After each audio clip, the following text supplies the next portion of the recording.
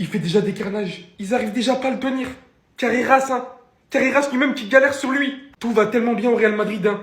Il est impressionnant, Mastantuono. On dit qu'on voit les intentions des joueurs très tôt. Aujourd'hui, c'était littéralement le cas de Mastantuono, étant arrivé le premier à la séance d'entraînement. Et la séance d'entraînement à laquelle on a assisté. Séance d'entraînement d'ailleurs pour laquelle TikTok vous rémunère, vu que les séances sont accessibles à tous. Et surtout en ce moment avec l'arrivée de Mastantuono. Ça, c'est ce que TikTok vous rémunère pour une seule vidéo. Le tout étant très simple de profiter de toutes ces images d'entraînement gratuites, d'aller chercher des reportages football. Et c'est ici que RemakeIt.io prend la relève, ressortant votre vidéo en format TikTok comme vous pouvez le voir, sans te casser la tête en ayant extrait les moments les plus viraux, en ajoutant tous les détails manuels que vous souhaitez. Voilà, grâce à RemakeIt.io, l'IA parfaite qui vous a généré votre vidéo est prête à être postée. Et même s'il est encore tôt de voir ces images-là à l'entraînement, étant arrivé tôt de voir autant d'ambition, et surtout carrément, ce qui m'a le plus surpris ce matin à la séance d'entraînement, de voir Jude Bellingham de retour sur la pelouse. On nous avait annoncé 3 mois de blessure. Le championnat n'a même pas repris. Il reprend aujourd'hui. Maximum, il est là dans 2 semaines. Et pas plus. Je sais pas ce qu'il a pris encore lui là. Mais c'est incroyable. Regardez ce que le Real Madrid est en train de préparer à la Fabrica, les amis. Le nouveau Cristiano Ronaldo. La nouvelle vient de tomber. Il est considéré comme étant le plus gros crack de l'histoire de la Fabrica. Regardez-moi ça, s'il vous plaît. Admirez la folie, s'il vous plaît. Il a les mêmes habilités que Cristiano Ronaldo à Manchester United. Et le pire, c'est qu'il porte le numéro 7. Regardez-moi la passe. Regardez. C'est pas fini. Ça, c'est rien. Regardez-moi ça. Le toucher, juste le toucher déjà. Et ensuite, il fait la passe. Voilà. Ça combine. Malheureusement, ça se termine pas en but. Le gardien, il est très chaud pour le coup. Regardez, là, son coéquipier termine sur le côté gauche. Il lui fait la passe. Regardez comment il va se débarrasser. Allez, tiens. 2 joueurs. Regardez. C'est quoi cette folie?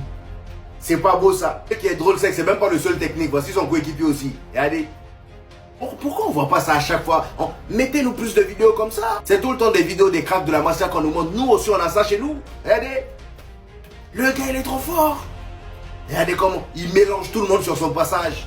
But. Ce genre de gamin là, dès 15 ans, faut prévoir déjà une montée en équipe première chez les adultes. Et Xabi Alonso, on compte sur toi pour ça, parce qu'on a perdu Gonzalo Garcia bêtement. Ça fait plaisir d'avoir un entraîneur qui fait confiance à la jeunesse. Qu'on a parlé en conférence et je vous l'avais dit, là où on va bien manger cette saison, c'est au niveau de la concurrence, car Flick fonctionne à la méritocratie. Donc les joueurs vont devoir se battre pour leur place malgré leur statut, même s'il y a des joueurs qui sont intouchables, vous le savez tous. Il explique en disant, ce n'est pas facile de choisir le 11 de départ, mais j'aime la compétition à tous les postes. Puis ensuite il parle de Fermin, donc la concurrence entre Olmo et Fermin. La saison dernière, il a été spectaculaire. Olmo peut aussi jouer à ce poste, il faut bien gérer la situation pour que tout le monde se sente important. Je suis content de Fermin, je n'ai pas été très satisfait de lui en pré-saison, mais il a progressé ces 2 dernières semaines.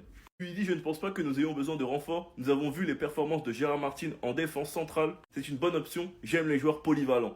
On commence par l'endroit où il y aura le plus de concurrence au milieu de terrain. On connaît les titulaires de la saison dernière, c'était qui? Pedri, De Jong, Olmo. Maintenant dans la balance, il y a un Gavi qui a pris du temps pour revenir des croisés. Bernal, on va pas trop le brusquer parce qu'il revient des croisés, mais il faut quand même faire attention à lui. Il y a quand même un Casado qui avait prouvé en début de saison l'année dernière. Et Fermin qui arrive avec la dalle. Avec le départ de Inigo Martinez, les cartes sont redistribuées en défense. Pour l'instant, je pense que c'est Koubarsi à Araujo les titulaires, mais il y a un Christensen à ne pas négliger. Un Eric Garcia qui se montre tellement bon que Flick est obligé de le mettre dans les plans, le faire jouer défenseur central, ou bien même le faire jouer à droite et pousser Koundé à jouer défenseur central. L'attaque du Barça, vous la connaissez avec Rafinha et Lamine. Rooney qui peut être une bonne doublure à Lamine. Et pour l'instant, ça va se battre pour le poste de numéro 9 entre Rashford, Lewandowski et Ferran. Enfin bref, sinon vous les gars, vous en pensez quoi? Ah oui, sur ta personne, s'ennuie.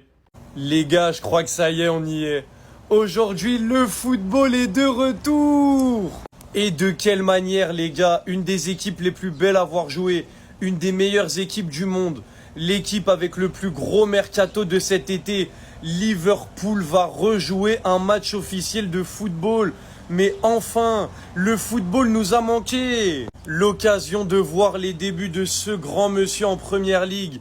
Qu'est-ce que Florian Wirtz va faire en Première Ligue? J'ai hâte de voir. Un des meilleurs numéros 10 du monde, le joueur virtuose, le joueur dont tous les fans de foot sont censés être fans parce que son jeu est légendaire. J'espère que Florian Wirtz va réussir, je ne veux pas que ce soit un flop. Mon amour pour le football fait que je ne veux pas que ce soit un flop. La connexion avec le ballon d'or du mois de décembre, l'homme qui avait fait le meilleur début de saison la saison dernière, Mohamed Salah. Est-ce que Mohamed Salah va faire le même départ de saison que la saison dernière ? J'en doute parce qu'il était parti à une telle vitesse, c'était trop choquant le début de saison qu'il faisait. Est-ce que Mohamed Salah va être à la hauteur de sa saison l'année dernière? Est-ce que le duo avec Florian Wirtz va marcher? Est-ce que Ekitike va être un flop ou est-ce qu'il va répondre à la hauteur des attentes? On aura nos réponses ce soir, le début de nos réponses ce soir. Le football officiel, ça reprend les gars. On aura aussi le retour de notre bonne vieille Ligue 1 avec le Stade Rennais contre l'OM. Est-ce que l'OM est rempli de beaux discours sur leur mercato comme chaque année ou est-ce que leur projet est vraiment sérieux cette année? On va avoir le début de nos réponses ce soir.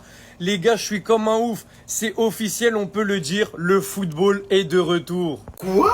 L'Atlético de Madrid est sur le point de recruter un joueur du Real Madrid. Mais avant ça, aujourd'hui, c'est le premier jour d'entraînement de Franco Mastantuono au Real Madrid. Et comme vous pouvez le constater, Tchouaméni l'a déjà très bien accueilli. Au programme de la séance d'entraînement du jour, les joueurs ont effectué un renforcement en salle et également une phase d'analyse tactique avant de réaliser des exercices physiques et des combinaisons sur le terrain. Et bien évidemment, les joueurs blessés tels que Hendrik, Jude Bellingham, Kamavinga, Mandy ont effectué un travail de récupération. Et en plus de ça, les amis, comme vous pouvez le constater, Franco Mastantuono a fait la une du média AS. Franco Mastantuono qui d'ailleurs a beaucoup fait parler de lui hier pour son premier jour à Madrid. Déjà, on nous dit que le montant de son transfert était de 40 millions d'euros. Et ce qui a le plus fait parler, les amis, c'est qu'il a eu le culot de dire en conférence de presse que son idole était Lionel Messi. Pour un joueur madrilène, c'est très rare d'entendre ça. Même si en tant que madrilène, ça me fait mal, mais franchement, les gars, moi, je respecte ça. Dans le football d'aujourd'hui, la personne n'est honnête, il y a trop d'hypocrisie. Lui, au moins, il vient, il s'assoit et il dit les termes, la tête levée. Et personne va le toucher. Et je sais pas pourquoi, mais je sens que ce gars-là va tout donner au Real Madrid. Lui-même, il l'a dit, hein, avec moi, vous aurez un fan du Real Madrid qui jouera pour vous sur le terrain. Le pire, c'est qu'en voyant sa tête, on n'a pas l'impression de voir un gamin de 18 ans. En plus, et hier, il a eu ses 18 ans. Vous voyez,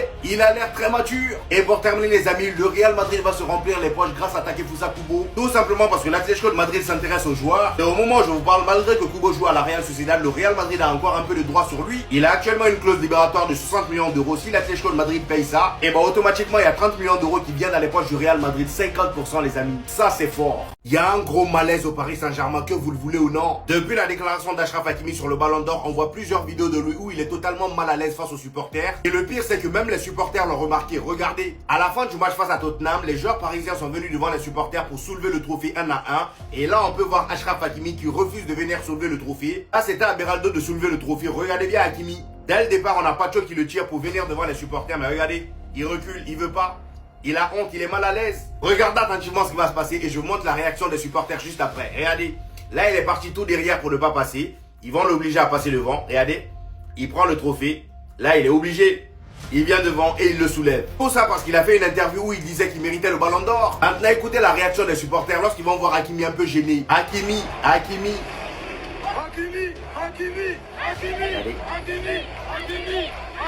Et c'est suite à ça qu'il va venir.